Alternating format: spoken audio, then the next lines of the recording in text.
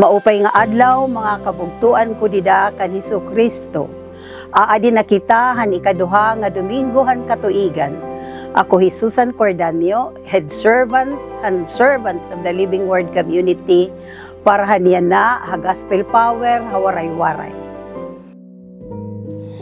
Han pagkabuwas na nakita ni Juan nga nadaraon ha iya Jesus nga nagsiring hiya. Kitaa ang kordero sa Dios nga nagkukuha han salahan kalibutan. Amuhiya an akon ginsisiring.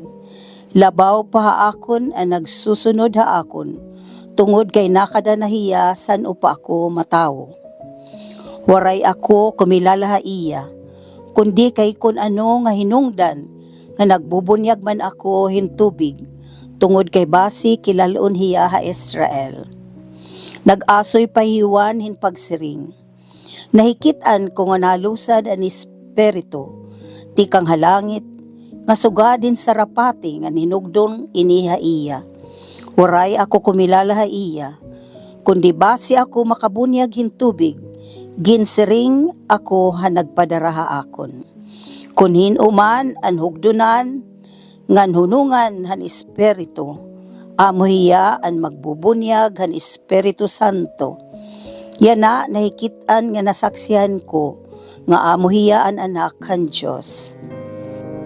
Ang Diyos panalagsala gumios, nga iginpapakita ang iya poder, nga nahipapausa ang kanang tawhanon nga paghigawas, o diri nahatag haaton han pagbaton. Maskingan ang propeta nga iya ginpili para igpasabot, nga ang Mesiyas maabot ha kalibutan, pero kita diri maaram kon sano, ngang kita namumulat hinusa nga sinyales, han panaad, ngan maghuhukas, han pangilalaan, han usa nga dinihugan.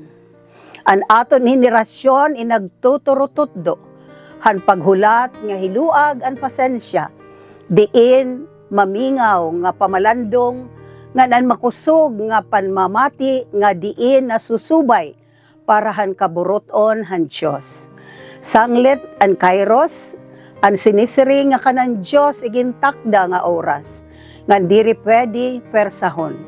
Kinahanglan gud karawton, hi Juan Bautista, iginandam niya niya kalugaringon, pinaagihan iya, pagbantay ngan paghulat, han umarabot nga oras nga igintakda han Diyos, an kairos.